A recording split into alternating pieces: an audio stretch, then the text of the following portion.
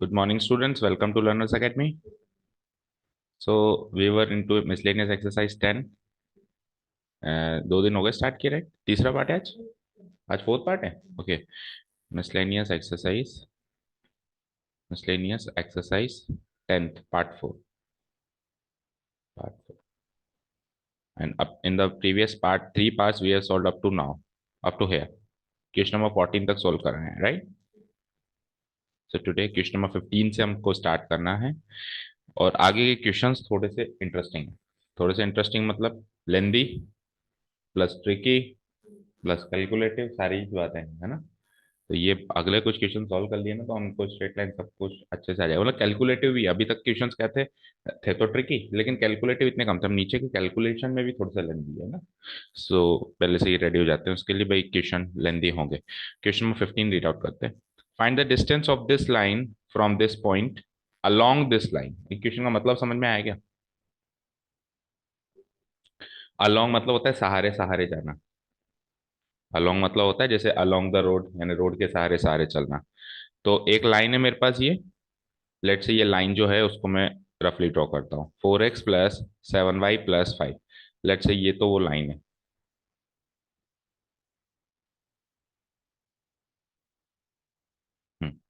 Late से ये वो लाइन है क्या? 4x + 7y + 5, ये तो इस लाइन की इक्वेशन है। लेट्स 4x + 7y + 5 = 0, यही है। ठीक है, ये तो इस लाइन की इक्वेशन।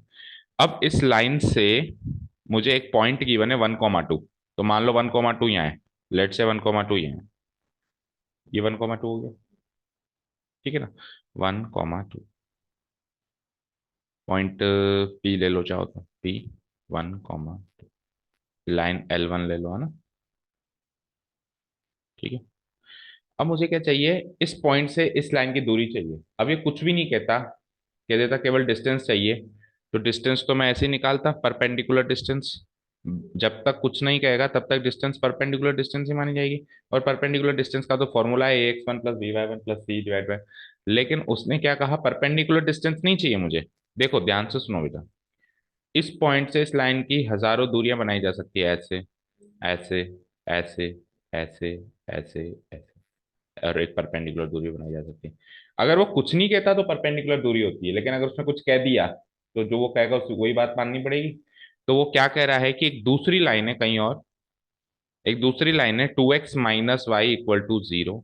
उसके सहारे सहारे जो दूरी बनेगी वो दूरी निकालो। तो लेट से वो दूसरी लाइन कुछ ऐसे है। लेट से वो दूसरी लाइन कहीं कहीं पर भी हो सकती है। लेट से वो दूसरी लाइन यहाँ है। कहाँ है? यहाँ है।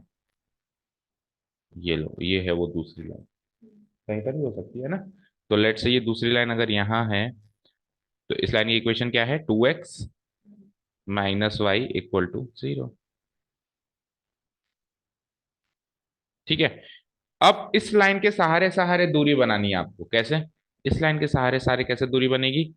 ऐसे, मतलब पैरेलल टू दिस लाइन। समझ आया? यानी कि आपको ये डिस्टेंस निकालनी, parallel to this given line. Perpendicular दूरी नहीं निकालनी है, एक ऐसी दूरी निकालनी है जो इस लाइन के अलोंग हो। भाई डिस्टेंस को एक रोड मान लो, अगर रोड बना सकते हैं तो रोड वैसे तो अगर कुछ नहीं कहता तो जैसे मुझे दीवार को टच करना है तो I will go perpendicular to touch this wall, है ना?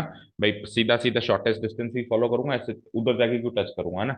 लेकिन अगर कुछ कंपल्शन डाल दिया कि नहीं भाई साहब ऐसे टेढ़ा ही जाना है, इस रोड के सारे सारे चलना है, इस गली से होके जाना है, तो फिर वहीं से जाएंगे। तो ये एक रोड, एक कोई भी लाइन गिवन है, इसके अलोंग जो डिस्टेंस बनेगी, यानी कि ये जो डिस्टेंस बनेगी और ये जो लाइन है, ये these two are parallel line, these two are parallel lines. और मुझे ये डिस्टेंस निकालनी है। तो लेट से ये जो ये पॉइंट ऑफ जो इंटरसेक्शन है उसको मैं क्यों मान लूं? इस पॉइंट ऑफ इंटरसेक्शन को क्या मान लूं? Q। ठीक है, क्वेश्चन यहाँ पे समझना है। अब बनाते हैं स्ट्रेटेजी। फिगर तो बन गया।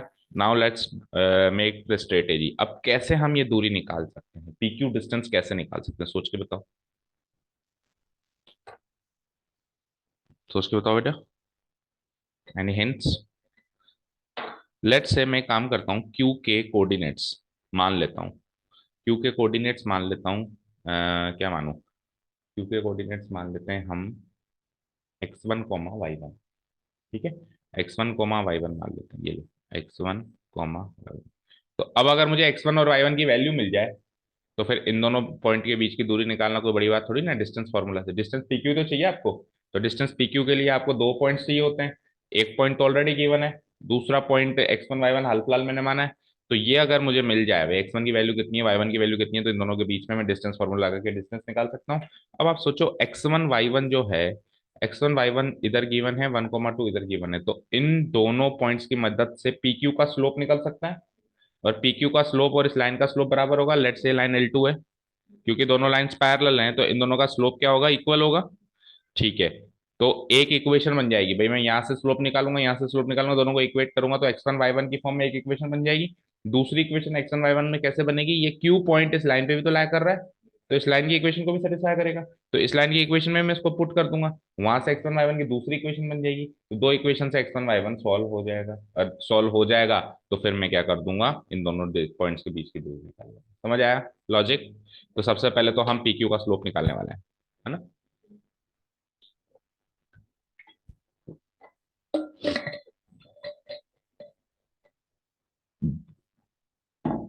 ओके, चलो। तो हेयर स्टार्ट करते हैं क्वेश्चन को। हेयर सबसे पहले तो मैं क्या मान लूंगा, late the point of coordinates, मतलब पॉइंट ऑफ इंटरसेक्शन है ना जो लाइन L1 का और इस PQ का, उसके कोऑर्डिनेट्स क्या मान लूंगा, x1 y1, है ना। Let let let the point P, let the point Q, इसके कोऑर्डिनेट्स मान लिए मैंने x1 comma y1 B such that, ये ऐसा पॉइंट है, बी सच दैट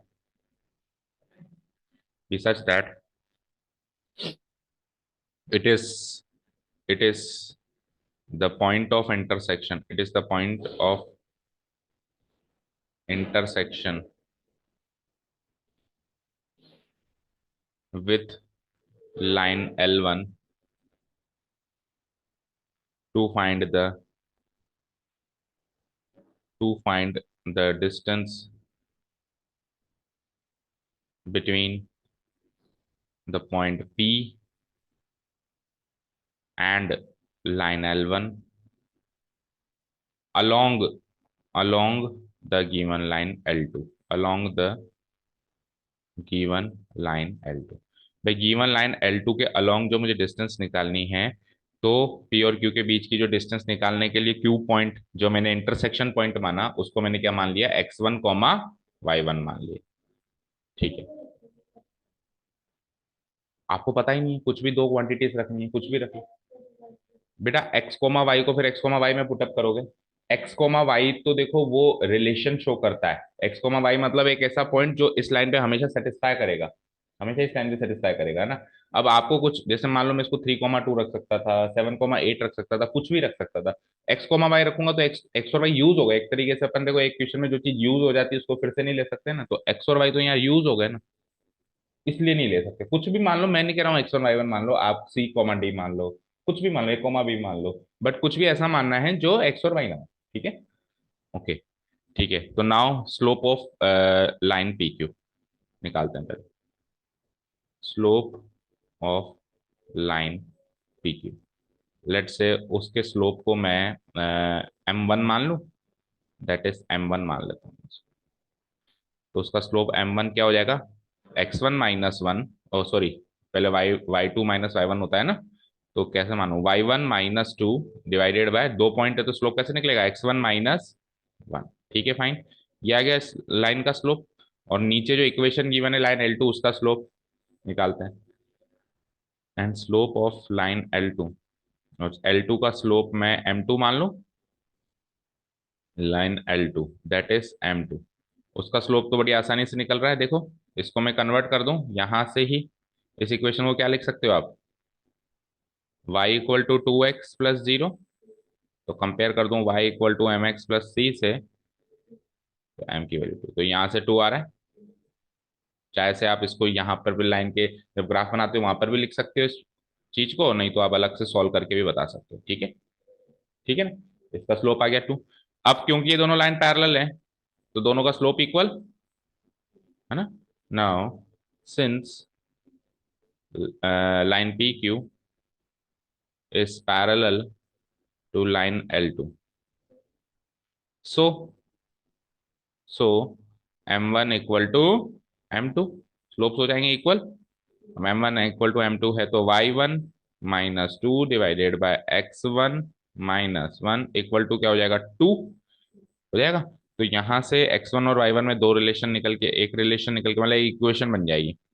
कैसे बन जाएगी, ट्वाइस ऑफ 2 into x1 यानी 2x1, और 2 into -1 यानी -2 इक्वल टू y1 -2।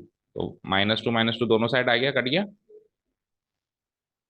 तो क्या रिलेशन आया, 2x1 इक्वल टू y1, ये रिलेशन आया। चाहो तो उसको इक्वेशन फॉर्म में डाल दो ऐसे, 2x1 minus y1 equal to 0। तो एक इक्वेशन बन गई मेरी यहां से x1 और y1 की फॉर्म में। बोलो, लेट्स से इसको इक्वेशन 1। अब दूसरी इक्वेशन, क्योंकि x1 y1 दो वैल्यूज चाहिए तो दो इक्वेशन चाहिए होंगी, एक एक जितने वेरिएबल उतनी इक्वेशन। तो अब ये वाला जो पॉइंट है ये इस लाइन पे भी लाई कर रहा है, तो इसकी इक्वेशन को भी सेटिस्फाई करेगा, तो इसमें पुटअप कर देंगे तो वहां से दूसरी इक्वेशन मिलेगी, ठीक है ना। तो स्पेस नहीं है मेरे पास, तो नेक्स्ट पेज पे करूँ या यहाँ पे थोड़ी सी स्पेस बना लेता हूँ। देखो, गिवन पॉइंट थोड़ा लंबा चौड़ा लिख दिया आपकी बात।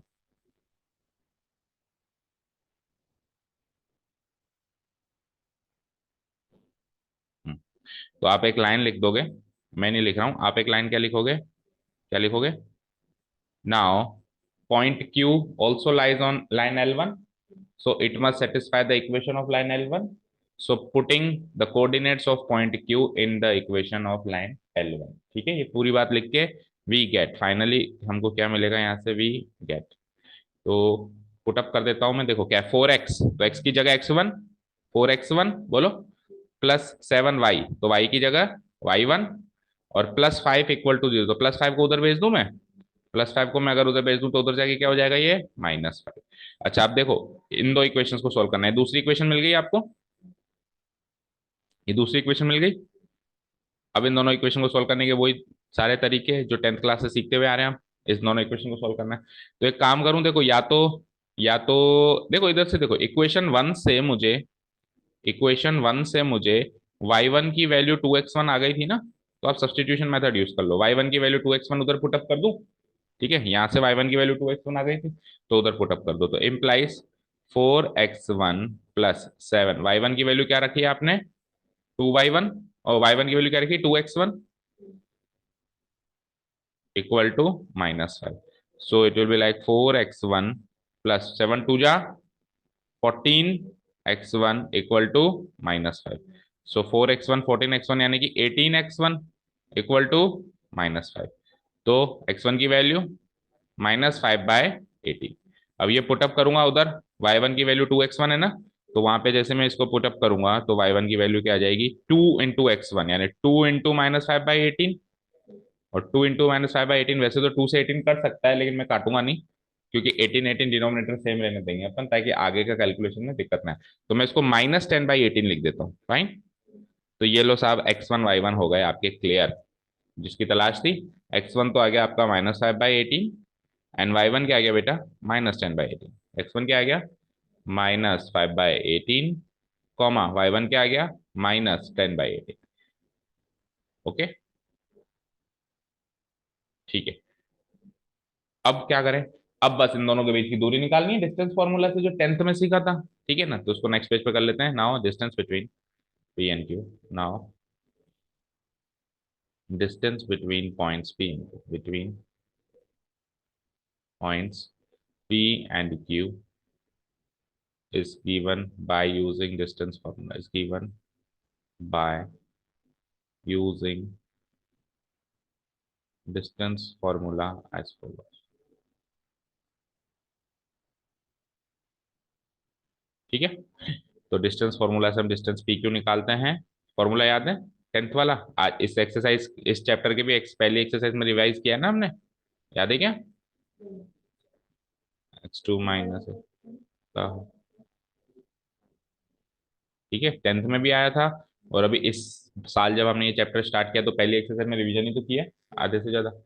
तो करो x2 माइनस x1, अब थोड़ी कैलकुलेटिव है, देखो x2 तो ये है, x1 ये ले लो, तो -5/18, या फिर एक काम करो x2 ये ले लो ताकि वो प्लस हो जाए, है ना, कैलकुलेशन इजी हो जाएगी। तो 1 माइनस माइनस प्लस हो जाएगा, 1 + 5/18 हो जाएगा, उसका होल स्क्वायर करना है। किसी को भी ले सकते हैं, हमने सीखा है 10th में भी, है ना। तो 1 + 5/18 इसका भी करना है होल स्क्वायर, प्लस दूसरा क्या करना है, 2 माइनस माइनस करेंगे तो 2 + 10/18 उसका भी करना है होल स्क्वायर। फाइन, 2 + 10/18 इसका भी करना है होल स्क्वायर, का सम भी करना है, का रूट भी करना है। तो यहां से देखो 18 बन जाए, 18 और 5 क्या हो जाएगा, 23/18 का होल स्क्वायर, और वहां से 18 × 2 = 36 + 10 कितना होता है, 46/18 का होल स्क्वायर। ठीक है। अब देखो वैसे तो आप होल स्क्वायर कर दोगे 23 का, 18 का, 46 का, 18 का, ये होल स्क्वायर कर दोगे, इससे सॉल्व हो जाएगा, बट थोड़ा स्मार्ट टेक्निक यूज करो, उससे कैलकुलेटिव ज्यादा हो रहा है ना। अब देखो मैं कैसी स्मार्ट टेक्निक यूज कर रहा हूँ, मैं देख रहा हूँ यहाँ 18 है, यहाँ 18 है, और 23 का दुगना हुआ है, तो क्यों ना मैं उसमें से 2 कॉमन निकालूं, कैसे, 23/18 का होल स्क्वायर प्लस 46 में से 2 कॉमन ले लिया तो क्या हो गया, 2 × 23/18 इसका भी होल स्क्वायर, समझ आया। अब होल स्क्वायर का मतलब 2 का भी स्क्वायर होगा, इसका भी स्क्वायर होगा, तो मैं क्या लिख सकता हूँ इसको, देखो 23/18 का होल स्क्वायर प्लस 2 का स्क्वायर क्या होता है, 4 × 23/18 का होल स्क्वायर। ठीक है, दोनों में से 23/18 का होल स्क्वायर कॉमन ले लूं, तो इधर 1 और इधर 4 बच जाएगा, 1 + 4 5, तो ये 5 × 23/18 का होल स्क्वायर हो जाएगा, का रूट तो है ही सही। अब जब मैं रूट करूंगा तो 5 तो अंदर रह जाएगा, और ये होल स्क्वायर से रूट कट जाएगा, इजी हो गया ना। तो क्या हो जाएगा, 23 √5/18 यूनिट्स इसका डिस्टेंस है, मैच कर लो answer, this is the final. ठीक है। और चाहो तो आप ऐसे नहीं करना चाह रहे हो तो फिर सबका होल स्क्वायर कर लो, 46 का 18 का सम करके वापस सब कुछ सॉल्व करोगे तो भी यहाँ से आप दूसरे तरीके से भी यहाँ पे आ सकते हो। ठीक है, ये क्वेश्चन सॉल्व हो गया अच्छे से। ठीक है ना, इंपॉर्टेंट मार्क करो, वैसे सारे इंपॉर्टेंट है, क्या मार्क करोगे, सारे इंपॉर्टेंट है, इसके बाद सारे क्वेश्चन ही ऐसे ही हैं, कैलकुलेटिव भी हैं, ट्रिकी भी हैं, और अलग अलग लैंग्वेज जैसे अलोंग द लाइन, ऐसे अलग अलग भाषाओं का वो इस्तेमाल करेगा, कुछ नई भाषाएं भी आपको दिखाई देगी। ठीक है, डन। हाँ,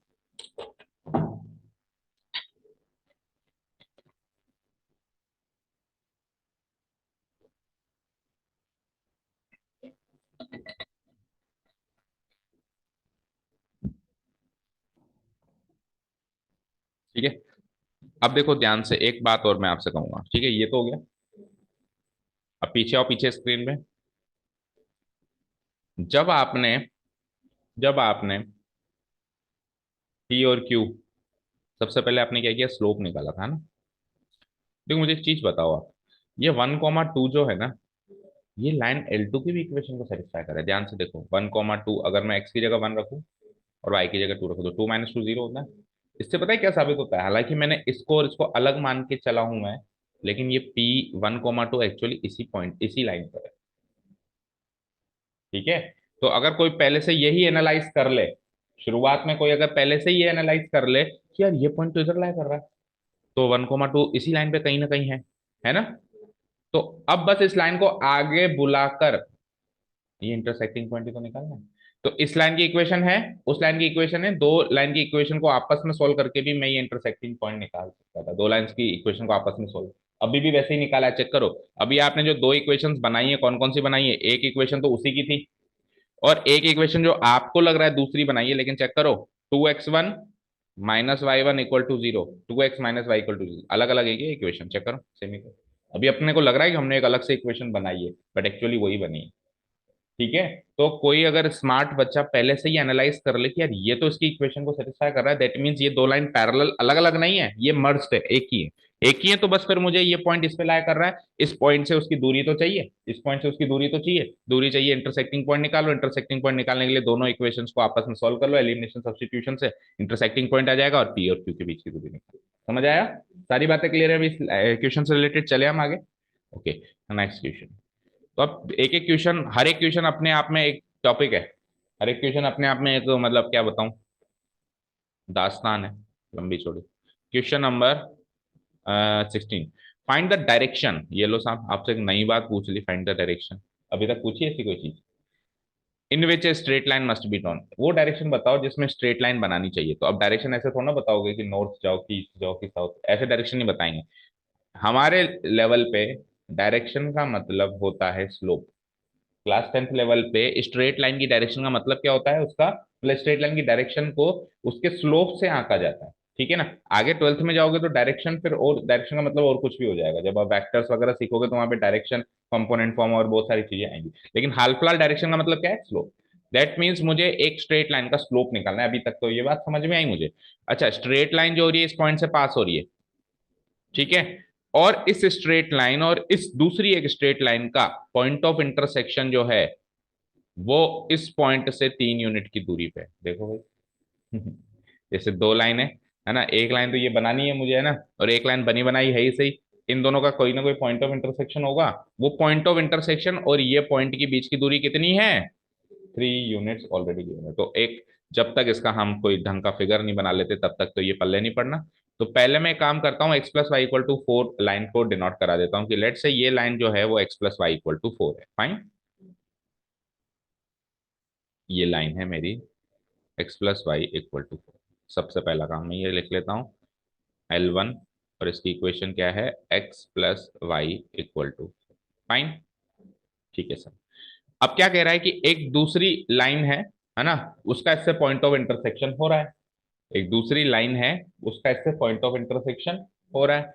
तो वो जो दूसरी लाइन है वो मैं ऐसे मान लेता हूँ, ये लो साहब, इसका इससे पॉइंट ऑफ इंटरसेक्शन हो रहा है, हो रहा है।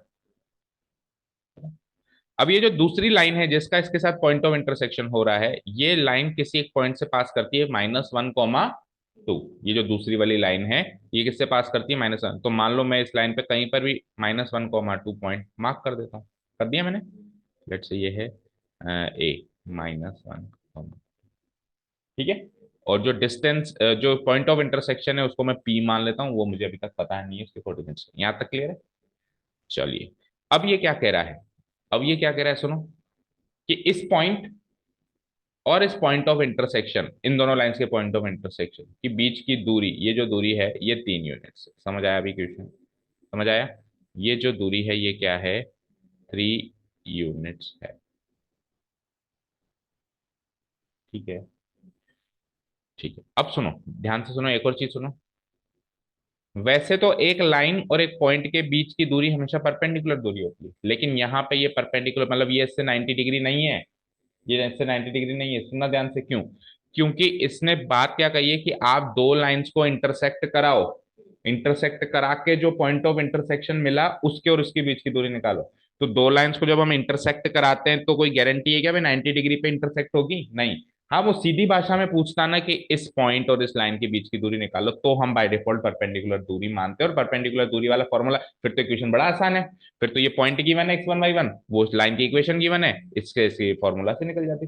बट ऐसा नहीं है कि ये परपेंडिकुलर दूरी है, ये कोई सी भी दूरी है, मुझे पता ही नहीं है ना। ये 30 डिग्री पे भी दूरियां बहुत सारी बना सकते हैं ना अपन एक लाइन से, कोई सी भी दूरी है।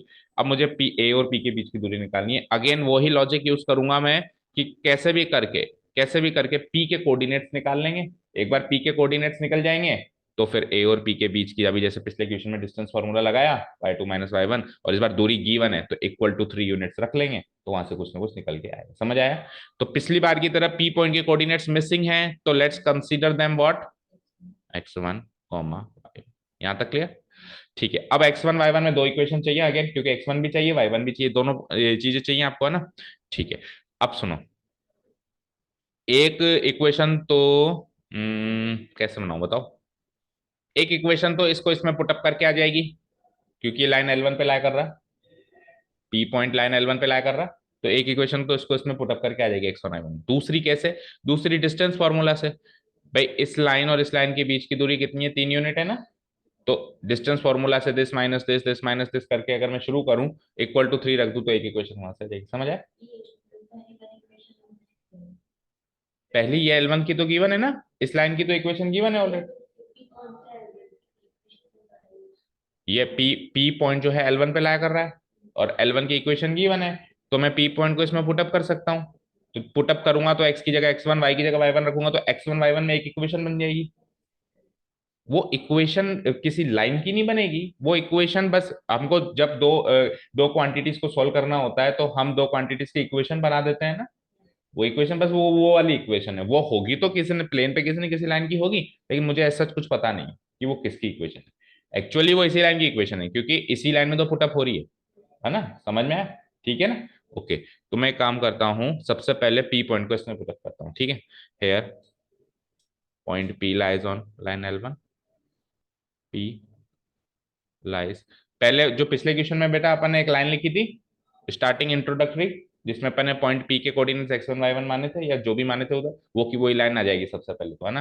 तो उसके बाद क्या लिखेंगे, हेयर पॉइंट पी जिसके कोऑर्डिनेट्स क्या हैं x1 y1, मान लिया मैंने वो, lies on line L1, lies on line L1।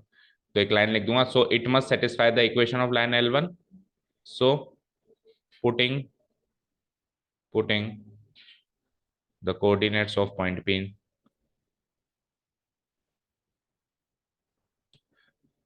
of point P in equation of line L1, we get देखते हैं हमको क्या मिलेगा यहाँ से। इक्वेशन ऑफ लाइन L1 क्या है, x plus y equal to 4, तो x की जगह x1, y की जगह y1 इक्वल टू 4। ठीक है, अब यहां से आप x1 की वैल्यू भी निकाल सकते हो 4 माइनस y1, और यहां से आप y1 की वैल्यू भी निकाल सकते हो 4 माइनस x1। तो एक काम करते हैं, यहां से x1 की वैल्यू क्या आ गई, क्या आ गई बोलो, 4 माइनस y1, ये आ गई बोलो। लेट्स से इसको इक्वेशन 1 मान, एक इक्वेशन मिल गई मुझे, x1 की वैल्यू मिल गई, है ना। ठीक है, अब दूसरी इक्वेशन डिस्टेंस निकालूंगा p और a के बीच में, और वो डिस्टेंस गिवन है ऑलरेडी 3 यूनिट, तो उसको 3 यूनिट रख दूंगा, तो x1 y1 दूसरी इक्वेशन में। Now distance between points p and a and p, now distance between points a जिसके कोऑर्डिनेट्स है -1, 2 एंड p जिसके कोऑर्डिनेट्स मैंने माने x1, y1 इज, तो डिस्टेंस पी क्यू निकालते हैं यूजिंग डिस्टेंस फॉर्मूला। अभी मैं फॉर्मूला नहीं लिख रहा हूं, सीधे रख दूं।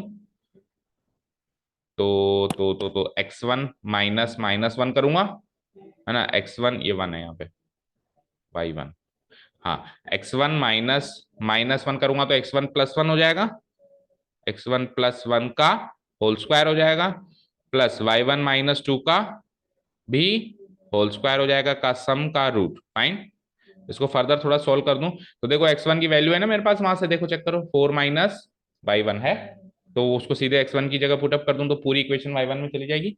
ठीक है, तो इक्वल टू x1 की जगह मैंने रखा 4 माइनस y1, ये तो x1 की जगह रखा है, प्लस 1 आगे और है, तो इसका होल स्क्वायर करना है अभी, और इधर आ जाओ y1 -2 का होल स्क्वायर करना है, का सम करना है, का रूट करना है। फर्दर सॉल्व करें तो 4 + 1 5 हो गया, ये 5 माइनस y1 का होल स्क्वायर, और y1 -2 का होल स्क्वायर, का सम का रूट। सो सॉल्व करो a-b के होल स्क्वायर के फॉर्मूला से, 5 का स्क्वायर 25। 6 बजे आने वाले थे आप लोग, तो कोई भी नहीं आया। अच्छा, आप उसके भरोसे बैठे थे कि वो तो आ रहा है, चलो कम से कम, हाँ?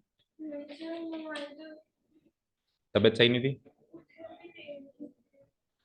5 का स्क्वायर 25, 2 5 जा 10 y1, प्लस y1 का स्क्वायर y1 स्क्वायर कह सकता हूँ उसको, प्लस अगला ब्रैकेट भी सोल्व करो a-b का होल स्क्वायर, तो y1 का स्क्वायर, -2 2 जा 4y1, और 2 का स्क्वायर 4, सम कर दिया, रूट कर दूं अभी।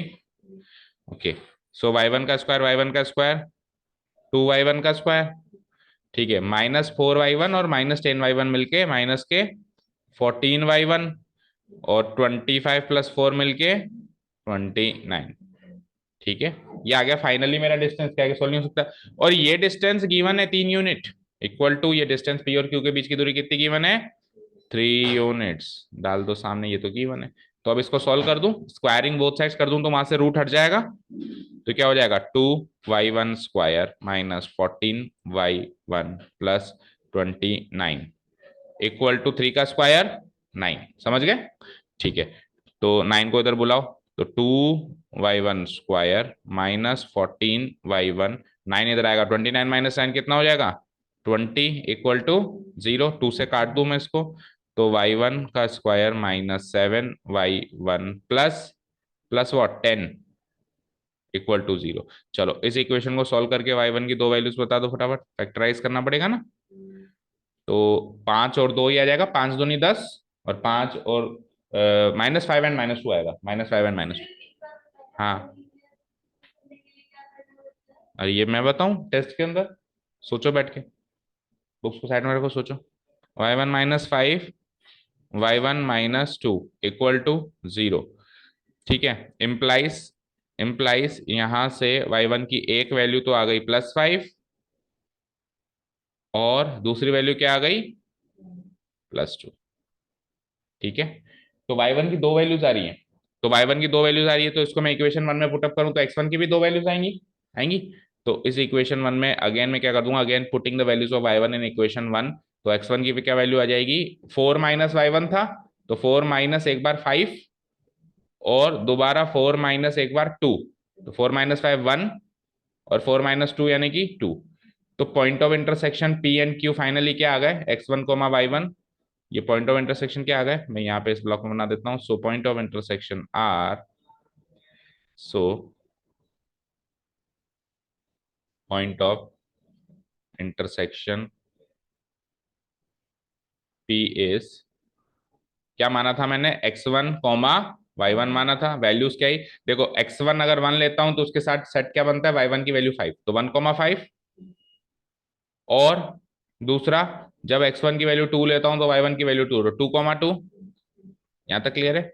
इसका मतलब है कि ये P जो है, मतलब दो पॉइंट्स आ रहे हैं ना मेरे पास, दैट मींस ए पॉइंट से इस तरीके से 3 यूनिट की दूरी आ रही है, एक दूसरी तरीके से भी 3 यूनिट की दूरी आ सकती है। मतलब ए पॉइंट से मैंने ऐसे लाइन खींची तो 3 यूनिट की दूरी आ रही है, तो हो सकता है कि ए पॉइंट से किसी और तरीके से, जैसे इधर देखो, मान लो ये लाइन है ना, ये ए पॉइंट है, तो यहां से लेके यहां तक भी 3 यूनिट आ सकती है ना। इसका मतलब ये है कि दो पॉइंट आ रहे हैं ना पॉइंट ऑफ इंटरसेक्शन, यानी कि दूसरे किसी तरीके से मैं खींचूं तो भी मेरी 3 यूनिट दूरी आ सकती है, आ सकती है, आ सकती है ना। तो दो पॉइंट ऑफ इंटरसेक्शन मिले, नहीं मिले, यहां से मिले, तो यानी ए से लेके पी मैंने ऐसे परपेंडिकुलर तो नहीं खींचनी है, खींचनी तो कैसे भी है, हो सकता है ये भी परपेंडिकुलर हो, मुझे पता नहीं है।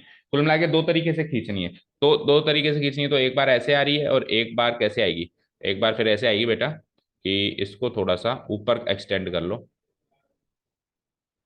थोड़ा सा ऊपर एक्सटेंड कर लूं तो शायद ऐसे आएगी, ऐसे आएगी, समझ गए। तो एक पॉइंट x1 y1 ये आ गया, एक पॉइंट जो दूसरा है वो हुआ। हालांकि मेरे को ऐसे ड्रॉ करके नहीं बताना, बस मेरे को तो एक्स पॉइंट ऑफ इंटरसेक्शन दो मिल गए, मिल गए। अब आपसे पूछा क्या था, क्वेश्चन तो पढ़ो, स्लोप पूछा था, तो स्लोप ऑफ दिस लाइन, ये जो लाइन है ना एपी, इस लाइन का स्लोप भाई, ये एक स्ट्रेट लाइन किस डायरेक्शन में बनानी चाहिए ताकि उसकी उसकी दूरी 3 यूनिट है, तो ये स्ट्रेट, उसका स्लोप तो वैसे निकाल सकते हैं, इक्वेशन गिवन है, इस एपी लाइन का स्लोप पूछा है, तो पी पॉइंट गिवन हो गया, ए पॉइंट गिवन हो गया, तो 2 पॉइंट फॉर्म से हम स्लोप निकाल सकते हैं, निकालो। तो नाउ इधर निकाल देता हूँ, slope of, now slope of line AP,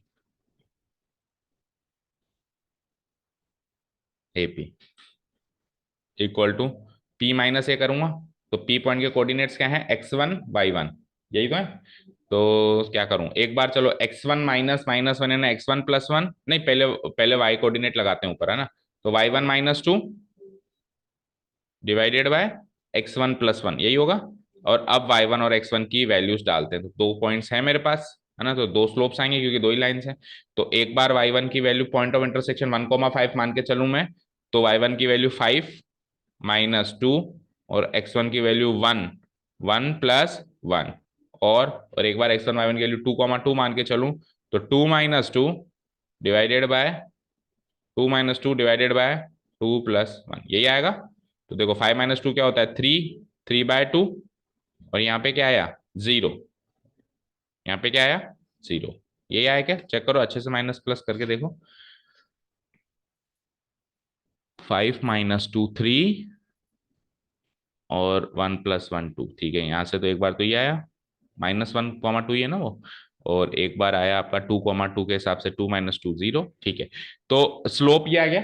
तो अब अगर डायरेक्शन की फॉर्म में आंसर देना है, या तो ऐसे भी आंसर छोड़ सकते हो कि so the direction of line AP will be like, कि उसका स्लोप एक बार तो 3/2 आ रहा है, एक बार 0। और दूसरी बात देखो, 0 स्लोप आने का मतलब क्या होता है, कि line parallel to x axis, line parallel to x axis, तो या तो line parallel to x axis है, डायरेक्शन बतानी है, और या फिर line parallel to x axis नहीं है, कुछ किसी टाइप से इंक्लाइंड है ताकि उसका स्लोप 3/2, पीछे क्या आंसर आ रहा है, वाई एक्सिस भी आ रहा है, तो वाई एक्सिस आ रहा है, दैट मीन्स वाई एक्सिस तो तब आ सकता है जब स्लोप इन्फिनिटी हो। पैरेलल टू वाई एक्सिस कब आ सकता है? जब स्लोप इन्फिनिटी हो। इन्फिनिटी हो मतलब नीचे जीरो आना चाहिए, जैसे इधर ऊपर जीरो आया तो नीचे क्या आना चाहिए? जीरो। अब देखो कहाँ कैलकुलेशन मिस्टेक की है। x1 की वैल्यू फिर -1 आनी चाहिए, और हमारी क्या आ रही है x1 की वैल्यू? अरे -1 ही तो है।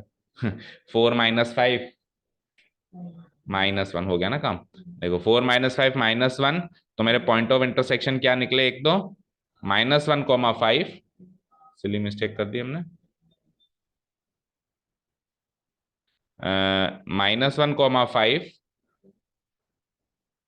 ठीक है, और दूसरा 2, 2। तो -1, 5 करेंगे तो क्या करेंगे? x1 की वैल्यू -1 हो गई ना, तो -1 -1, तो -1 + 1 होगा, ये होगा। तो -1 + 1 यानी कि 3/0, यानी कि इन्फिनिटी हो जाएगा। ठीक है, 3/2 यानी कि 3/0, मतलब 3/0 यानी कि ये हो गया इन्फिनिटी। तो अब स्लोप इन्फिनिटी है तो यानी कि वो वाई एक्सिस के पैरेलल है, और स्लोप 0 है तो वो एक्स एक्सिस के पैरेलल। तो hence we can conclude that, final statement लिख रहे हैं, hence we can say that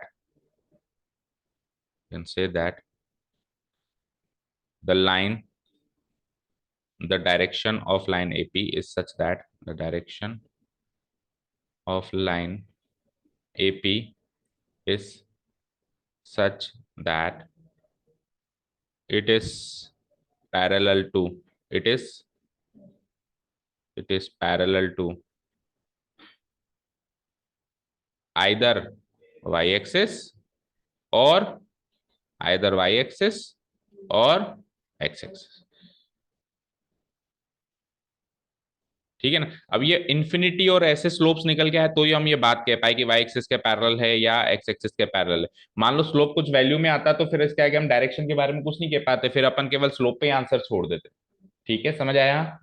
ठीक है, तो कुल मिला के हमारे लेवल पे स्लोप का डायरेक्शन का मतलब स्लोप है। अगर स्लोप ऐसा अजीबोगरीब आ जाए तो फिर थोड़ा सा और बता देना कि हाँ, जीरो है तो parallel to x axis horizontal line है, और इन्फिनिटी है तो पैरेलल टू वाई एक्सिस यानी कि वर्टिकल लाइन है। ओके, यानी कि ये लाइन या तो हॉरिजॉन्टल। अच्छा, एक और चीज, इन दोनों, ये जो लाइन है या तो हॉरिजॉन्टल है या वर्टिकल है, तो यानी ये दोनों लाइन भी आपस में परपेंडिकुलर होगी। तो मतलब ये जो दो पॉइंट्स मुझे मिले ना, एक यहाँ पे मिला एक यहाँ मिला, तो इन दोनों की लाइन के बीच में भी 90 डिग्री का एंगल है, ऐसा मुझे पता यहाँ से चल रहा है। ठीक है, समझ आया? ठीक है, चलो चलें आगे नेक्स्ट क्वेश्चन पे। तो ये अगेन एक फैंटास्टिक क्वेश्चन था। तो कौन सा क्वेश्चन किया अभी? 16।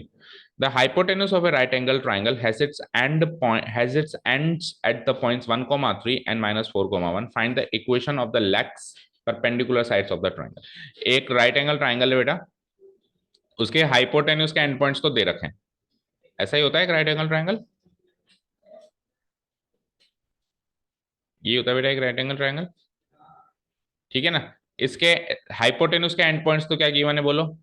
1, 3 और -4, 1। किसी को एक को मान लो 1, 3, लेट से ये ए बी सी एक राइट एंगल ट्राइंगल है, ए बी सी एक राइट एंगल ट्राइंगल है। तो ए पॉइंट के कोऑर्डिनेट्स क्या हैं? 1, 3।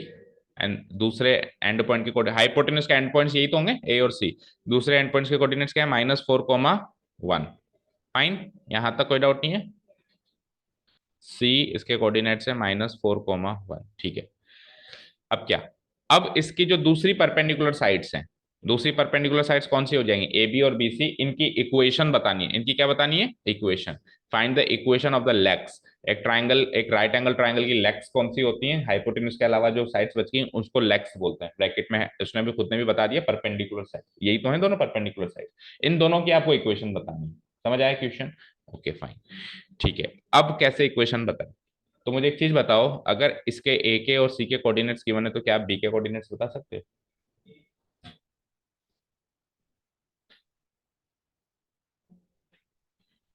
सोचो, देखो। अच्छा, एक तरीका सुन लो पहले, लेकिन वो तरीका बहुत लेंदी है, आप चाहो तो घर पे ट्राई करना और होए तो बताना ना। तरीका क्या है कि बी के कोऑर्डिनेट्स एक बार वही, हमको पता नहीं है ए के सी के तो पता है, बी के एक बार के लिए वही मान लो, क्या? x1 y1। x1 y1 ना मानो, चलो a b मान लो, मान लिया। x1 y1 थोड़ा सा कंजस्टेड लगता है थोड़ा। ठीक है, अब सुनो, ये दोनों लाइंस एक दूसरे से परपेंडिकुलर है, तो इसके स्लोप और इसके स्लोप का प्रोडक्ट -1 होगा। तो इसका स्लोप कैसे निकालूंगा मैं, y2 माइनस y1 यानी 1 माइनस बी और -4 minus A divided by minus. ठीक है ना, ये तो हो गया इसका स्लोप।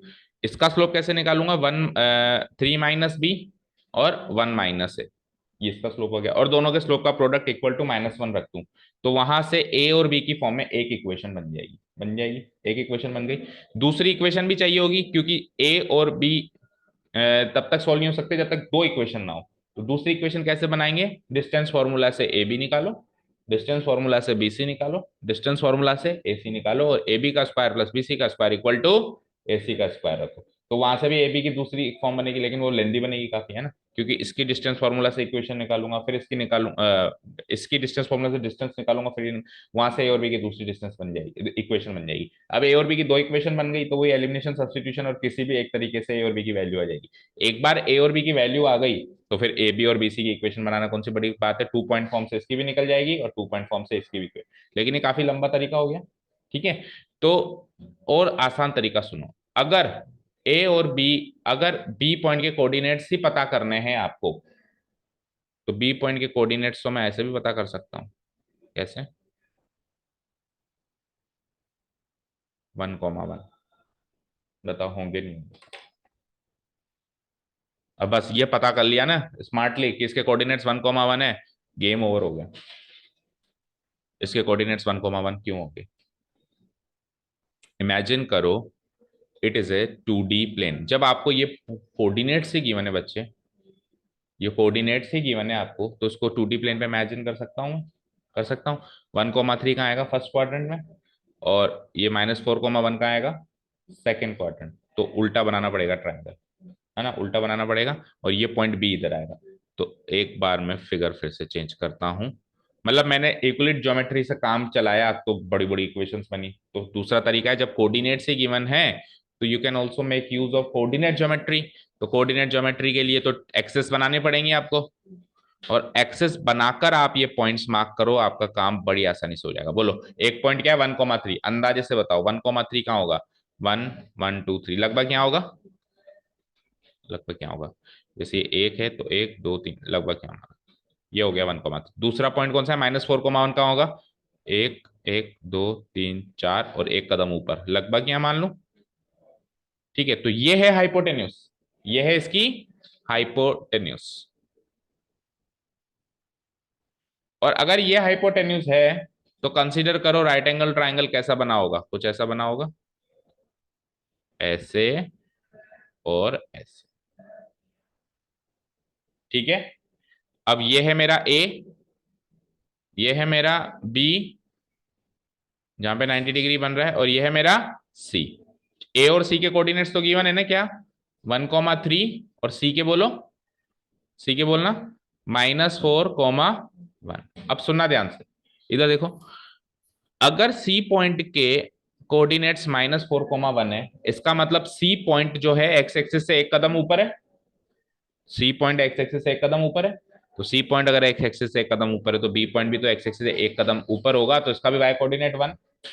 और अगर इसका एक्स कोऑर्डिनेट 1 है, तो ये यहाँ से वाई एक्सिस से एक कदम की दूरी पे, तो बी पॉइंट भी तो एक कदम की दूरी पे होगा, तो इसका भी एक्स कोऑर्डिनेट 1,1 बना। नहीं बना क्या बताओ। तो जैसे ही कोऑर्डिनेट एक्सेस ड्रॉ की और पॉइंट्स को एक्चुअली इमेजिन किया भी कहाँ होंगे, तो बी पॉइंट के कोऑर्डिनेट्स बड़ी आसानी से निकल गए, निकल गए। अब आपको क्या चाहिए, ए बी और बी सी की इक्वेशन चाहिए। सुनना ध्यान से, ए बी तो एक ऐसी लाइन बन रही है बेटा जो वाई एक्सिस के पैरेलल है, वर्टिकल लाइन, और बीसी एक ऐसी इक्वेशन बनी है जो हॉरिजॉन्टल लाइन है। तो टेल मी, जो लाइन वाई एक्सिस के पैरेलल होती है उसकी equation x equals to something बनती है, x equals to let's say a, है ना। और जो वाई एक्सिस के एक्स एक्सिस के पैरेलल होती है उसकी इक्वेशन कैसे बनती है, y इक्वल टू समथिंग, मान लो कोई b मान लो या c मान लो, कुछ भी कांस्टेंट फॉर्म में बनती है।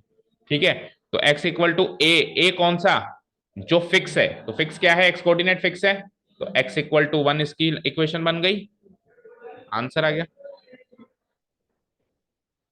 और इधर फिक्स क्या है, इधर भी y कोऑर्डिनेट फिक्स है 1, तो इसकी इक्वेशन में क्या होंगे y। So the answer is x equal to 1, y equal to 1। Check करो आंसर।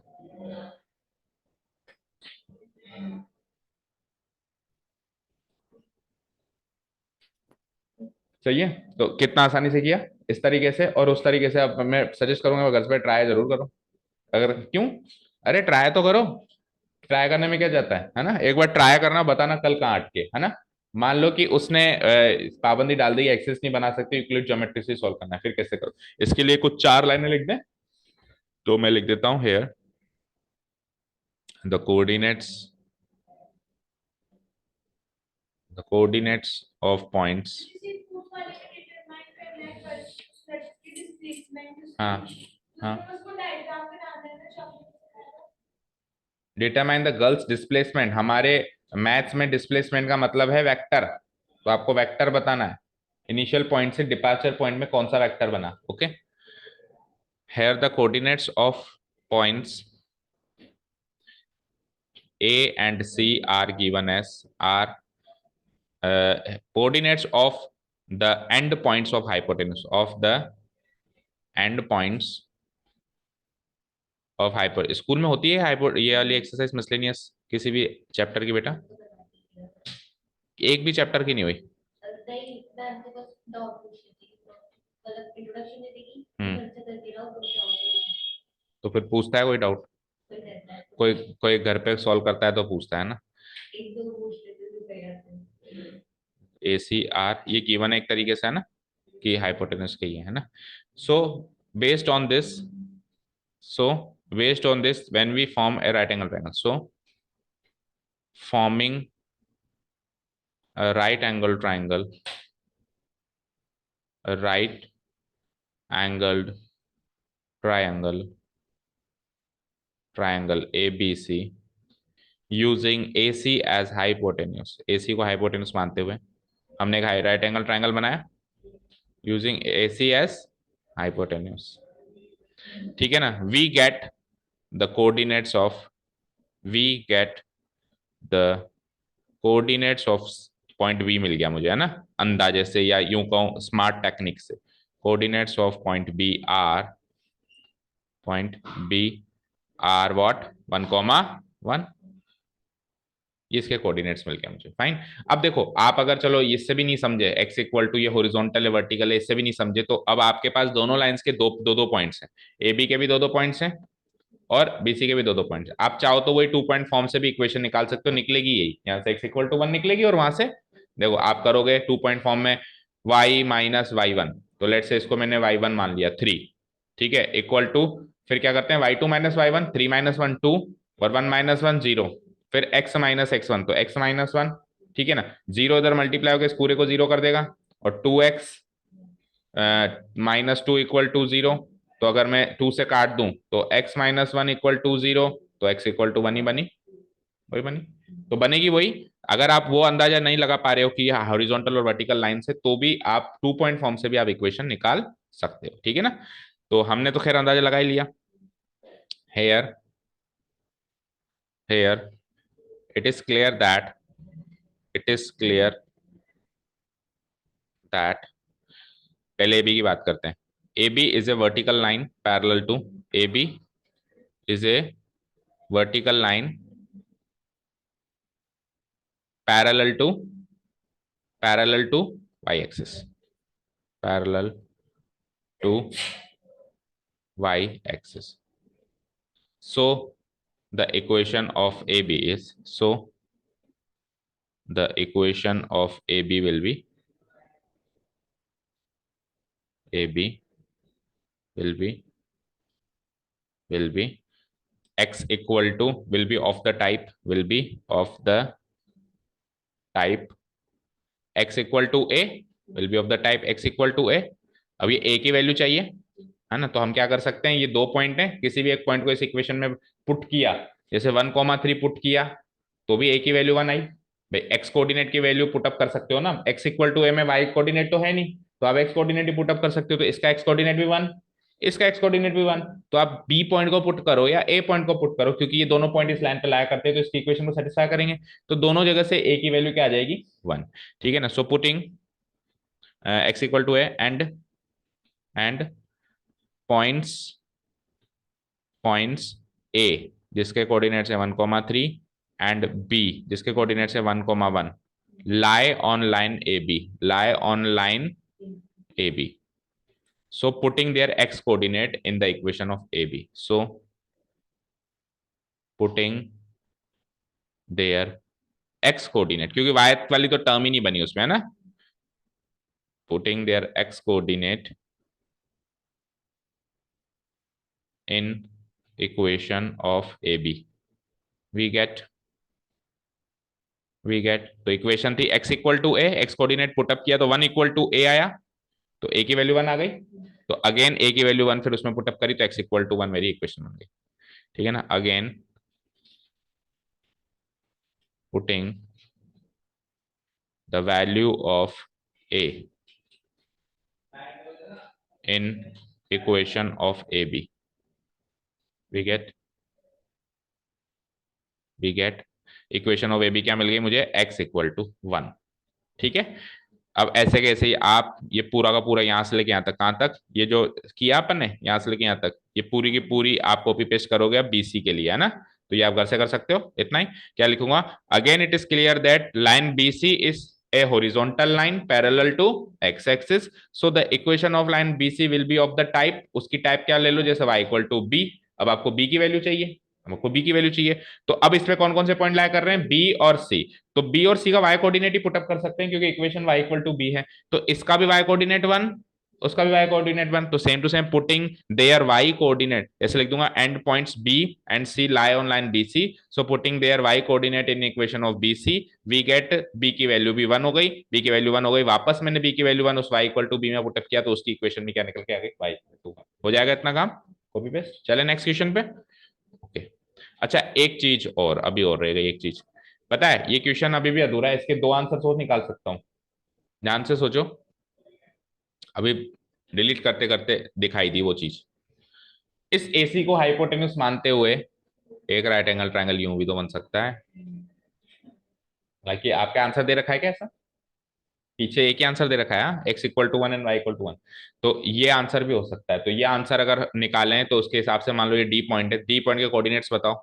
ये कितना ऊपर है, 3 कदम ऊपर है, और ये कितना इधर है, -4 कदम इधर है, तो -4, 3.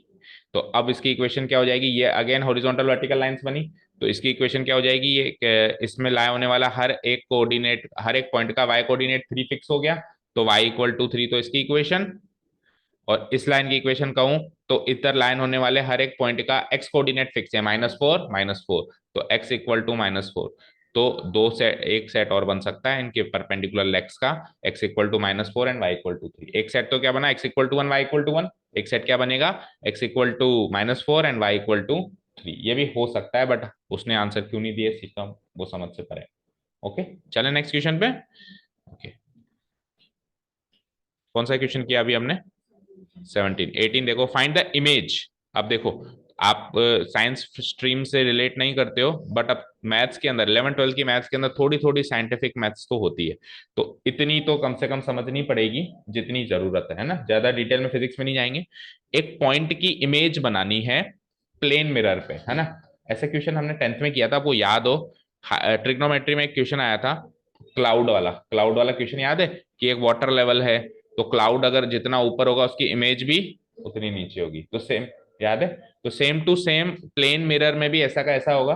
साइंस वाले स्टूडेंट्स तो देखते ही पकड़ लेंगे इस क्वेश्चन को, बाकी जो नॉन साइंस के स्टूडेंट्स वो ये समझें कि मान लो ये प्लेन मिरर है, एक लाइन है, तो इस प्लेन मिरर से कोई पॉइंट जितना दूर है ना, उसकी इमेज इस प्लेन मिरर की उधर की साइड उतनी ही दूर बनेगी. अगर ये इससे 5 यूनिट दूर है तो इमेज भी 5 यूनिट दूर बनेगी. ये इतना सा कॉन्सेप्ट समझो, ठीक है. जैसे क्लाउड में पानी के ऊपर नीचे, प्लेन मिरर में मिरर के left right.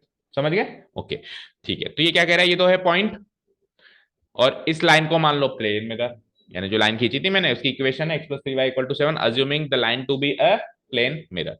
So let's take this be a plane mirror, जिसकी इक्वेशन मुझे गिवन है, ये मान लो लाइन L है, और इसकी इक्वेशन मुझे गिवन है क्या, x+3y बराबर 7.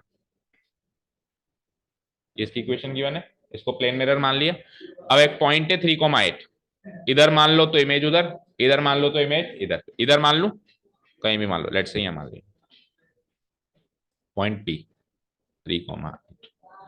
तो अगर पॉइंट P एक्चुअल पॉइंट है तो इमेज को क्यों मान लेते हैं ना, लगभग उतनी दूरी पे है ना, मान लो ये इससे ऐसे, और जितनी दूरी ये है उतनी ही दूरी आगे, तो ये मान लो उसकी इमेज बन गई क्यू। अब आपको क्या चाहिए, इमेज ऑफ द, इस क्यू पॉइंट के कोऑर्डिनेट्स आपको पता करने हैं भाई।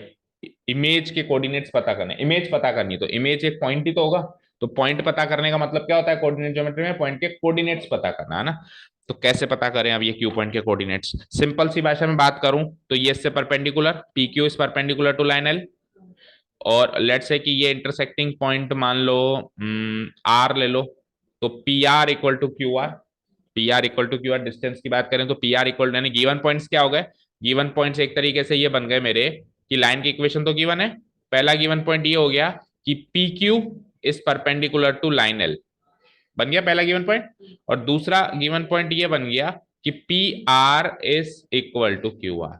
तो अब आप मिरर फिरर ये सब भूल जाओ, अब आप सिंपल मैथ्स का क्वेश्चन मानो, स्ट्रेट लाइंस का। अगर P Q perpendicular to line L है और P R equal to Q R है और पी पॉइंट के कोऑर्डिनेट गिवन है और लाइन एल की इक्वेशन गिवन है, तो कौन से लॉजिक्स यूज करके अपन क्वेश्चन पॉइंट क्यू के कोऑर्डिनेट फाइंड आउट कर सकते हैं, वो सोचो। हम्म, बताओ, any hints?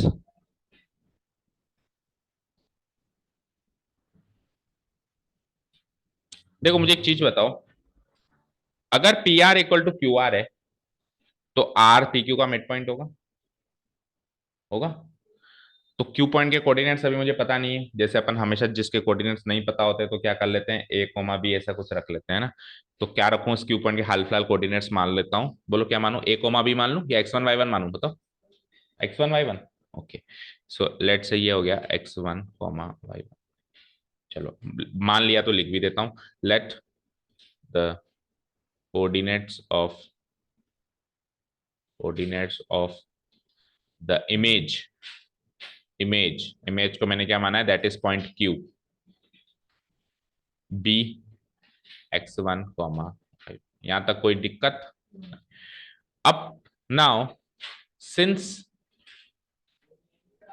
Since P R equal to Q R है, since P R equal to Q R है, तो तो R is the mid point of P Q, so R is the mid point of P Q है, होगा नहीं होगा, R is the mid point of P Q होगा ना। तो अगर R is the mid point of P Q है, तो आर पॉइंट के कोऑर्डिनेट्स निकाल लूं मैं, मिड पॉइंट सेक्शन फॉर्मूला के मिड पॉइंट वाले केस से।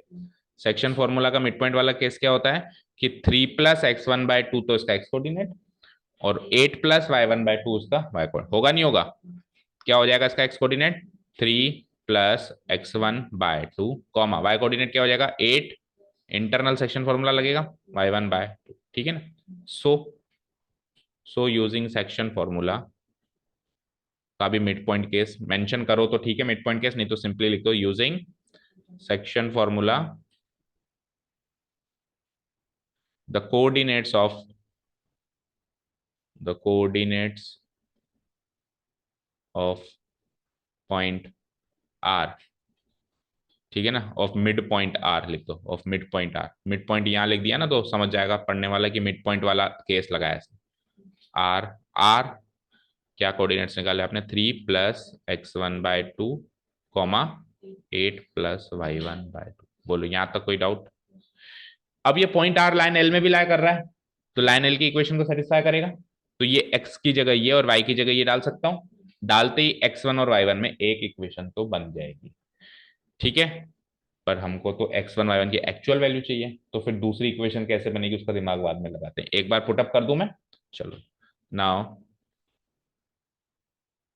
पॉइंट, ये दो तीन लाइनें जब भी आप पॉइंट पुटअप करोगे ना तो दो तीन लाइनें तो फिक्स है, point this line on this line, so it must satisfy the equation of this line, so putting the coordinates of this point in the equation of this line, ठीक है ना। ये तीन लाइन फिक्स हो गई, तो मैं सीधे पुटअप कर रहा हूँ अब, है ना।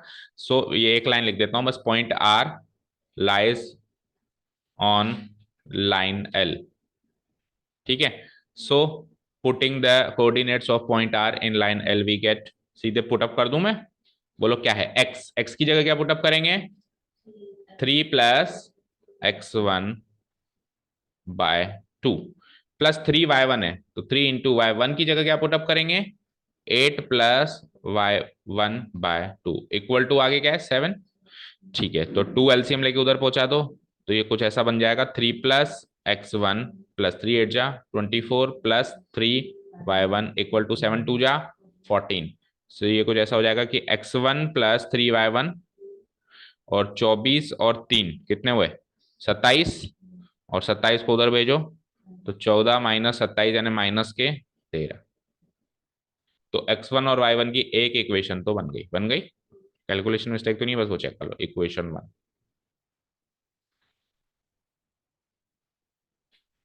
चेक कर लो कैलकुलेशन मिस्टेक तो नहीं है ना, फटाफट सही है। 24 3 y1 10 माइनस,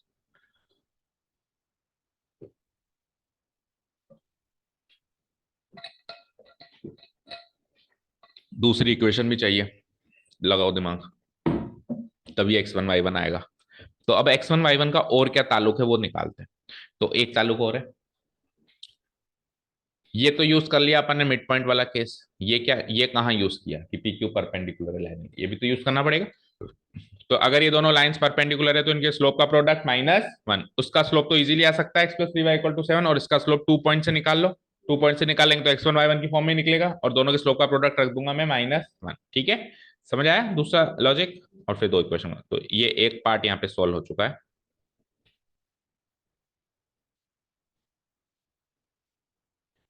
ठीक है, तो अब दूसरा पार्ट सोल्व करते हैं नाउ। स्लोप पहले इसका इजीली निकल सकता है लाइन एल का, तो उसका पहले इजीली निकाल लेते हैं ना। स्लोप ऑफ या पहले इसका निकाल लेते हैं, चलो इसका निकाल लेते हैं ना। Slope of P Q is given bye, 2 point given है तो स्लोप कैसे निकालते हैं, y2 - y1 divide by x2 - x1 ऐसे निकालते हैं। तो y2 - y1 यानी y1 - 8, इसको मैं m1 मार्क कर दूं, दैट इज m1। ठीक है ना, कैसे निकलेगा y1 - 8 डिवाइडेड बाय x1 - 3, ये तो m1 आ गया। और अब उसका निकालते हैं and slope of line L, and slope of line L उसको m2 मान लो, is given by, that is क्या मान लो उसको मैं m2। उसका स्लोप बताओ, देखते ही पता लग जाना चाहिए क्या, y = mx + c। x के साथ क्या लगा हुआ है वो देखना पड़ेगा ना बेटा। देखो x + 3y = 7, तो 3y की वैल्यू हो जाएगी -x + 7, तो y की वैल्यू क्या हो जाएगी -1/3x + 7/3 तो y इंटरसेप्ट है, स्लोप क्या है -1/3। कंपेयर आप y = mx + c से करेंगे तो स्लोप क्या आ जाएगा। ये कैलकुलेशन आप दिखा देना इधर फेयर में, मैंने इधर रफली दिखाई है, आप इसको फेयर में दिखा देना। तो क्या आ गई यहाँ से स्लोप -1/3। अब अगर दो लाइंस परपेंडिकुलर है तो इन दोनों के स्लोप का प्रोडक्ट -1 है ना। तो नाउ सिंस सिंस ये गिवन है कि P Q is perpendicular to line L, लिखा है ना ऊपर हमने। सो सो m1 m2 = -1, तो m1 क्या है, m1 ये पूरा है y1 - 8 divided by x1 - 3 into m2 कितना है -1/3 इक्वल टू -1। तो ये माइनस प्लस कर दूं, ठीक है। चलो जी, अब क्या करूं, सॉल्व करूं। ठीक है ना, तो 3 इंटू दिस तो उधर चला जाएगा, और y इंटू दिस इधर रह जाएगा। तो y1 - 8 को 1 से किया तो y1 - 8, और उसको 3 से करके उधर भेज दिया, तो उधर जाके क्या हो जाएगा 1 से मल्टीप्लाई होकर सेम हो जाएगा। तो 3 × x1 3x1, और -3 3 जा 9, फाइन। ठीक है, तो थोड़ा सा और फर्दर सॉल्व कर देते हैं। तो y1 को उधर भेज दो, तो 3x1 - y1, और -9 को उधर भेज दो, तो -9 इधर आ गया +9, 9 - 8 1। ठीक है, तो इक्वेशन दूसरी ये बन गई आपकी। अब दोनों इक्वेशन में x1 y1 की वैल्यूज को आपको सॉल्व करना है, और वही आपका फाइनल आंसर है इमेज। तो देखो यहाँ पे आ रहा है x1 + 3y1, इधर आ रहा है 3x1 - y1। तो बड़ा पंगा है, तो एक काम करते हैं, इधर से y1 की वैल्यू निकाल लेते हैं और उसको उधर पुटअप कर देंगे। ठीक है, तो इक्वेशन 2 को थोड़ा सा इस फॉर्म में नहीं बनाते, सब्सटीट्यूशन से करते हैं, मतलब एलिमिनेशन से नहीं करते हैं ना। तो यहाँ से y1 की वैल्यू क्या आ गई आप तो ये बता दो बस, 3x1 और +8 हो जाएगा तो -1 रह जाएगा। ये ले लो इक्वेशन 2।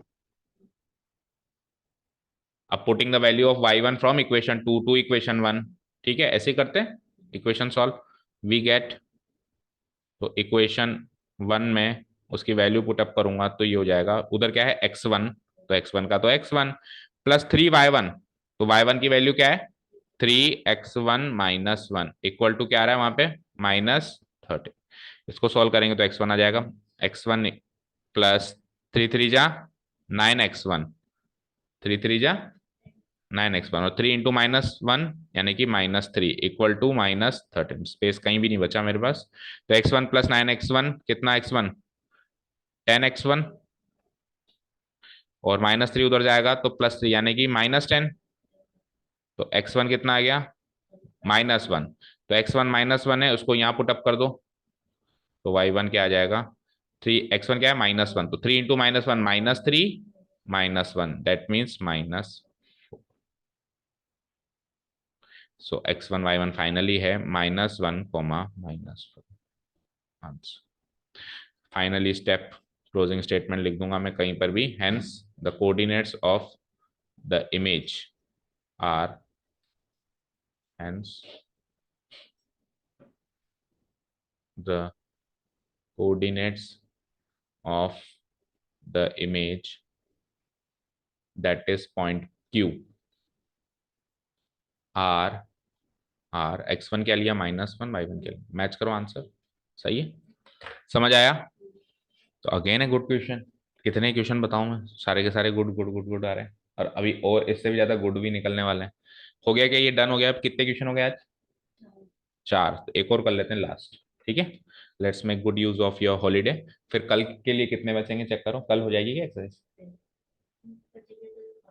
5 बचेंगे। चलो देखेंगे, एक तो और करें कम से कम। कौन सा किया अभी अपन ने, 18। If the lines this this are equally inclined to this line find the value of M. अच्छा, दो लाइंस हैं, वो ये लाइन इसके साथ और ये लाइन इसके साथ बराबर इंक्लिनेशन बनाती है। इंक्लिनेशन बराबर बनाने का मतलब है इसका इसके साथ जो एंगल है, इसका इसके साथ भी वही एंगल है ना। तो आपको एम की वैल्यू निकालनी है, ऐसा क्वेश्चन है। ठीक है, तो लेट से जो वो दो लाइंस हैं, एक तो ये है और एक ये है ना, और एक ये कॉमन लाइन है, इसके साथ वो बराबर का एंगल। तो पहले मैं कॉमन लाइन बना दूं, पहले मैं एक काम करता हूँ कॉमन लाइन सीधी बना देता हूँ और उससे फिर इन दोनों लाइन का एंगल वैंगल कुछ बनाऊंगा। तो let's say this is the common line, this is the common line. क्या है इसकी equation, y equal to mx+4। इसको लाइन L1 ले लेते हैं जो कॉमन लाइन है ना। इसकी इक्वेशन है y इक्वल टू mx+4। ठीक है, इसकी इक्वेशन है। अब दो लाइन से एक ही है जो इसके साथ कुछ एंगल बना रही है और एंगल बराबर बन रहा है। तो लेट से एक लाइन तो है यूं, लाइन L2। ठीक है, जिसकी इक्वेशन क्या है 3x + y equal to 3x + 1। और एक लाइन, अब इन दोनों के बीच का जो एंगल है ना, वही एंगल बनाने वाली एक दूसरी लाइन भी बनानी है मुझे। ठीक है, तो कैसे बनाऊं, इन दोनों को बनाने वाली दूसरी लाइन बनानी है, तो लेट्स ऐसे बना देता हूं। एक दूसरी लाइन हो गई, ये एंगल बराबर हो सकता है ना। ठीक है, तो ये हो गई मेरी लाइन L2। लेट्स से इस लाइन L3 हो गई है ना, L3। इसकी इक्वेशन क्या हो गई 2y = x+। बोलो, ये डिमॉन्स्ट्रेशन समझ में आ गया सारा, क्योंकि फिगर नहीं समझ में आएगा तो आगे बढ़ ही नहीं सकते। ठीक है, तो 3 लाइंस हैं, इस लाइन और इस लाइन के बीच का एंगल और इस लाइन और इस लाइन के बीच का एंगल बराबर है। तो मैं एंगल बिटवीन टू लाइंस के फॉर्मूला से इसका एंगल निकाल लेता हूं, इसका भी एंगल निकाल लेता हूं और एंगल को इक्वल। अब जब एंगल ही बराबर है तो दोनों को थीटा थीटा कह दूं, ये भी थीटा। अगर अलग अलग होता तो θ1 θ2 या अल्फा बीटा कुछ ऐसे कहता है, लेकिन जब एंगल ही बराबर है तो लेट्स कंसीडर दिस एंगल भी theta and this angle also भी थीटा। अच्छा सुनो, इक्वल इंक्लाइंड ऐसे के अलावा एक और तरीके से हो सकती है, पता है। इक्वली इंक्लाइंड ऐसे के अलावा एक और तरीके से हो सकती है, मुझे ऐसा लग रहा है। अगर मैं इसको आगे कंसीडर करूं,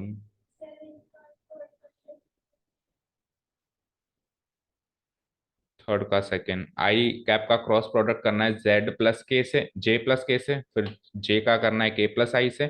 तो क्रॉस प्रोडक्ट का बोल लो ना, डिस्ट्रीब्यूटिव लॉ ओवर एडिशन। तो Z I cross J plus I cross के, तो फिर आई क्रॉस जे क्या होता है वो सोचो, और आई क्रॉस के क्या होता है वो सोचो।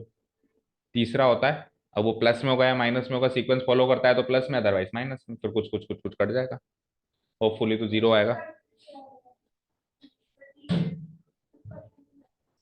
वो आप प्लस माइनस सही लो तो कटेगा ना, ठीक है। ओके, हाँ जी। चलो वो वाला केस अभी छोड़ते हैं कि दूसरी तरीके से लाइन कैसे बनेगी, हाल फिलहाल तो जो है वो ठीक है ना। अब अपन एंगल निकालें इन दोनों लाइंस के बीच में, L1 और L2 के बीच में। तो L1 का स्लोप चाहिए और L3 का स्लोप चाहिए, दोनों के स्लोप ही तो चाहिए होते हैं एंगल निकालने के लिए। L2 का स्लोप तो मान लो यहां से आ जाएगा, L3 का स्लोप यहां से आ जाएगा, और L1 का स्लोप यहां से आ जाएगा। मैं तीनों की इक्वेशन लिख रहा हूँ,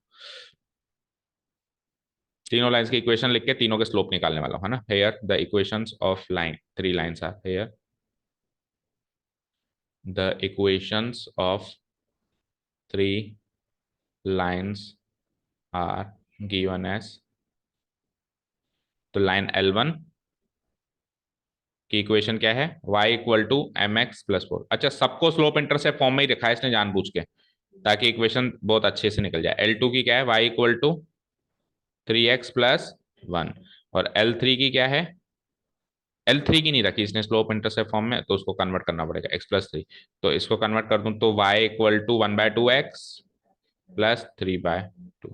तो तीनों को अगर मैं कंपेयर करूं तो यहां से slope, slope of line L1, क्योंकि एंगल के लिए स्लोप चाहिए होता है ना, और यहां से स्लोप ऑफ लाइन L2, और यहां से स्लोप ऑफ लाइन L3 निकल सकता है, ठीक है। लेट से स्लोप ऑफ लाइन L1 को मैंने मान लिया m1, और इसको मान लिया मैंने m2, और इसको मान लिया मैंने m3, फाइन। तो स्लोप ऑफ लाइन m1 क्या निकलेगा, m ही निकलेगा, चेक करो। ये इसका स्लोप, ये इसका स्लोप, और ये इसका स्लोप, ठीक है ना। तो यहां से m, यहां से 3, और यहां से 1/2। कोई डाउट नहीं है यहां तक, ठीक है। अब एंगल निकालना शुरू करें। पहले का स्लोप ये है, दूसरे का स्लोप ये है, तीसरे का स्लोप ये है, ठीक है। तो पहले लाइन L1 और L2 के बीच का एंगल निकालूं। नाउ एंगल बिटवीन, इतना इजी पेपर था कि हो भी गया। लाइन L1 एंड, क्यों, हाँ एक एक पार्ट तो हो गया ना, मतलब पेपर तो पूरा हो गया ना, ठीक है। अभी तो अब कैसे कराएंगे, वो आया ही नहीं भाई, और आप भी लेट आए, 8 ही बज गए आज तो, अभी कैसे करा सकते हैं, तो छोड़ जाओ। लाओ पेपर दो पहले, कोलिनियर वाला कौन सा आ गया, कल ही तो करवाया शायद, मिसलेनियस का ही तो क्वेश्चन है, ये तो मिसलेनियस का ही क्वेश्चन है। अगर 3 पॉइंट्स कोलिनियर हैं तो उनसे बनने वाले वेक्टर भी कोलिनियर होंगे। अगर तीन, या फिर वो यूज कर लो ना, वेक्टर जो है डिस्टेंस यूज कर लो, magnitude, magnitude of A B, और मैग्नीट्यूड ऑफ BC, और मैग्नीट्यूड ऑफ AC। अगर दोनों में से किसी भी दो का मैग्नीट्यूड का सम तीसरे के मैग्नीट्यूड के बराबर आ रहा है तो वो कोलिनियर है, नहीं तो नहीं है। तो ये वाला कराने तुम पर ये बहुत लेंथी था, मतलब कल ये भी आपने कल ही करवाया था वो जो जिसमें नीचे जाके आंसर। अब देखो मेरे पास बहुत कुछ रखा हुआ है, एक शीट और रखी हुई है वेक्टर अलजेब्रा की, दो शीट बनाई है, कम से कम 25-30 क्वेश्चन का एक अच्छा सा सेट बनाया है। इसमें प्रीवियस ईयर के क्वेश्चंस भी हैं, बट अब आप लोग टाइम पे ही नहीं आते तो क्या करें। मेरा टारगेट था कि दोनों पेपर सॉल्व करवाते, अगर ये हो जाता टाइम पे तो ये पेपर और देते, बट क्या करें बताओ। स्कूल जाओगे आज,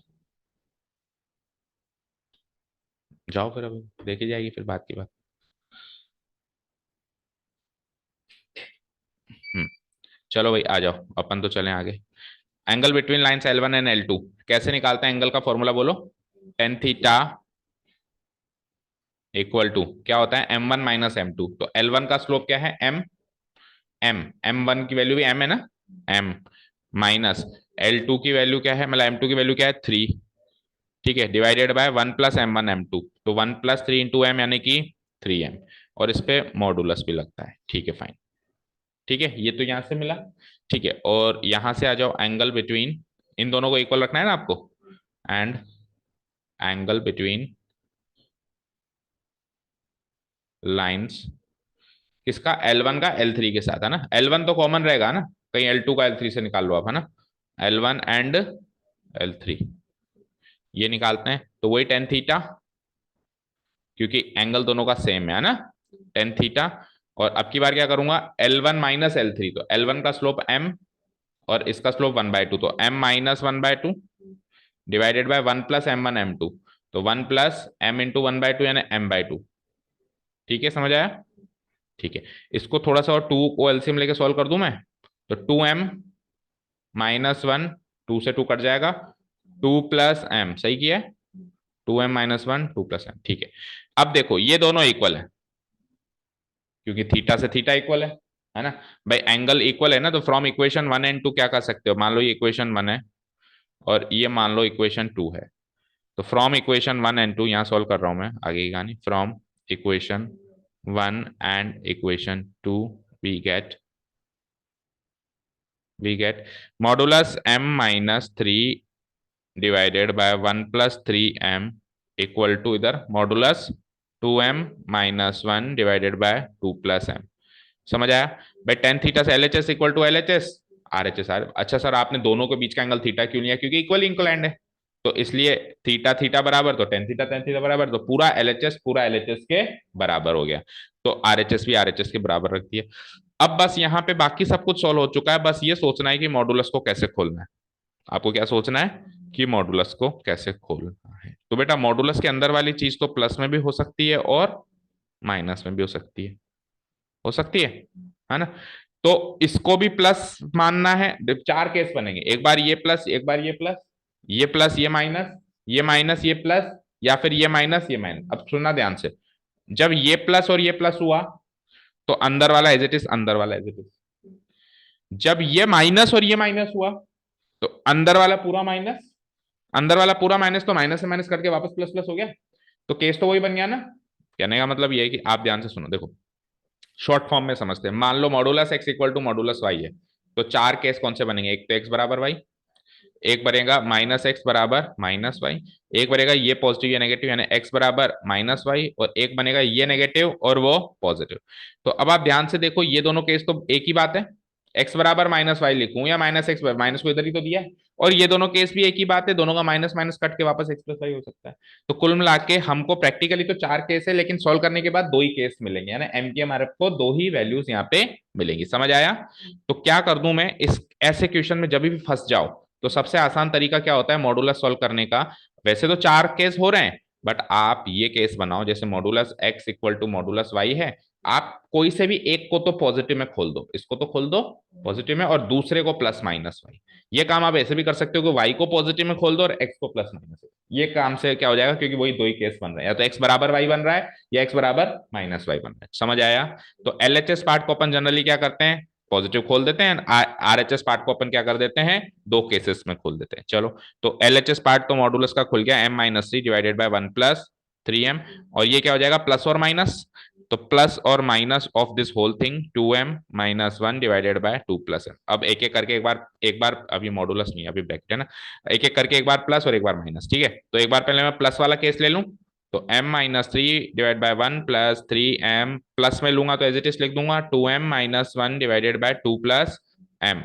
और अब एक बार m - 3 डिवाइडेड बाय, ये तो पॉजिटिव रहेगा ही रहेगा, और इसको नेगेटिव करना है, तो इसको नेगेटिव करना है, तो 2m - 1 1 - 2m हो जाएगा, नेगेटिव करते ही डिवाइडेड बाय 2 + m। समझ आया। इसको अलग सॉल्व करो, इसको m की दो वैल्यूज आ जाएंगी, करो फटाफट। तो देखो क्रॉस मल्टीप्लाई करना पड़ेगा, तो 2 × m, 2 × m 2m,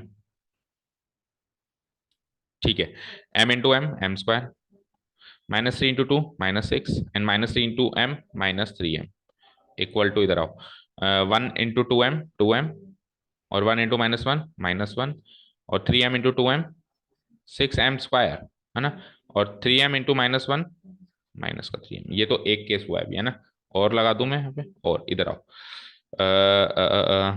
पहले ऐसे कर लो, 2 × m 2m, 2 × -3 -6, m × m m², और m × -3 -3। RHS बोलो, 1 × 1 1, 1 × -2m, देन 3m × 1 3m, और 3m × माइनस, ये 3m है, 3m, ठीक है, और 3m इंटू -2m -6m²। तो कैलकुलेटिव भी है, ट्रिकी भी है, सारे क्वेश्चन ऐसे ही है ना। अब इनको अलग सोल्व करो, इनको अलग सोल्व करो, और कोई तरीका ही नहीं है आपके पास। तो कैसे सोल्व करूंगा, देखो ये 6m² यहाँ आया ना, और वहां पे m², सबको इधर ले जाऊं फिर तो मैं ना। 6m² में से m² गया तो क्या, 2m से 2m काट दो, चलो ठीक है। और कुछ -3m से -3m भी कट गया, ठीक है ना।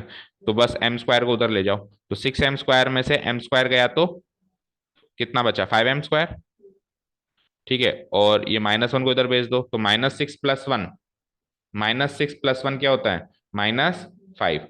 तो 5 से काट दूं तो क्या आ जाएगा, m² = -1। रिजेक्टेड, कभी भी किसी की वैल्यू, किसी के स्क्वायर की वैल्यू -1 हो सकती है क्या, तो केस रिजेक्टेड। ये एक इमेजिनरी नंबर मिला।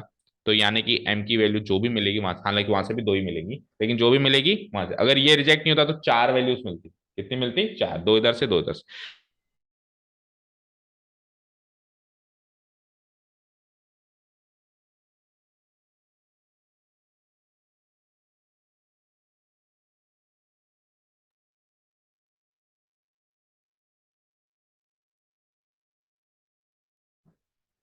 हम्म, ठीक है, चल गया। ओके फाइन, ठीक है, बोलो।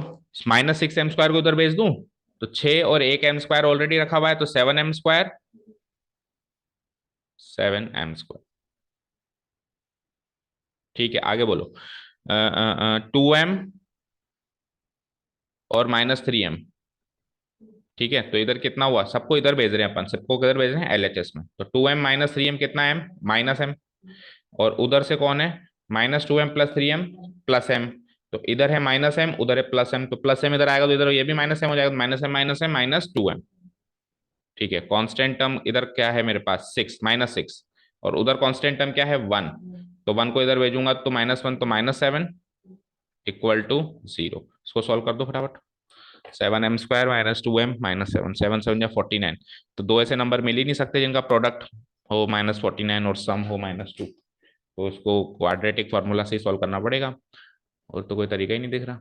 तो बोलो यहाँ से इस इक्वेशन की में से m की वैल्यू कैसे निकालोगे आप, क्वाड्रेटिक फॉर्मूला, -b यानी -2 यानी 4, और 2 +और - b का स्क्वायर, तो 2 का स्क्वायर यानी कि 4, -4ac। तो 7 7 या 49 इंटू 4, 49 इंटू 4 कितना होता है, 196। और ये प्लस हो जाएगा -4ac के चक्कर में, तो 196 डिवाइडेड बाय 2a, 2a यानी 2 7 या 14। फर्दर सॉल्व करो तो 196 और 4 कितना होते हैं, 200।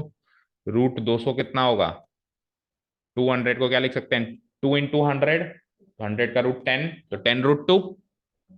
तो इस पूरे को मैं हटा के 10√2 लिख दूं, और जब मैं 10√2 लिखता हूं तो क्या होता है, 2 से इधर इधर इधर तीनों साइड कट जाता है, तो 2 से ये 1 टाइम कटा, ये तो कटा 1 टाइम, ये कटा 5 बारी, और ये कटा 7 बारी, right. 1 5 7, 1 5 7, so this should be the final answer, 1 ± 5√2 whole divided by 7. This is the value of m. This is the value of m. आराम से,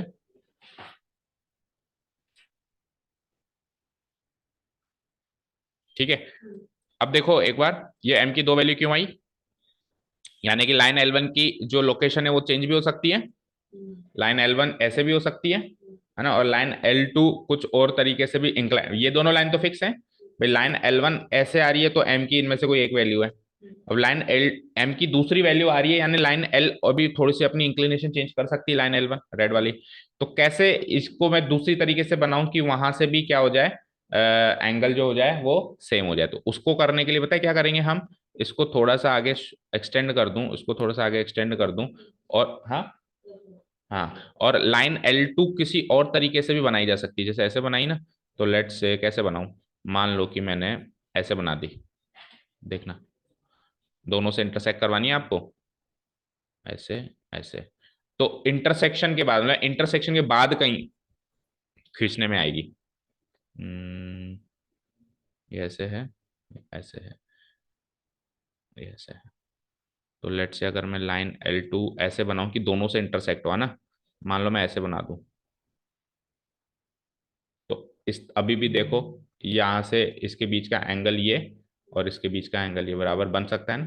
तो लाइन L1 की दो तरीके से बन सकती है, क्योंकि दो बार स्लोप आया है ना, ठीक है ना। एक्सटेंशन करने के बाद इससे दो लाइंस यानी m की दो वैल्यू आ सकती है, समझे।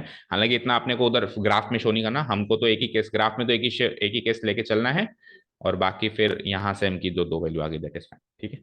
चलें, ठीक है ना। फाइनली आज के लिए कितने क्वेश्चंस किए फाइनली हमने? 19 तक। बाकी क्वेश्चन कल देखें। Thank you so much for listening to us, have a nice day, keep learning.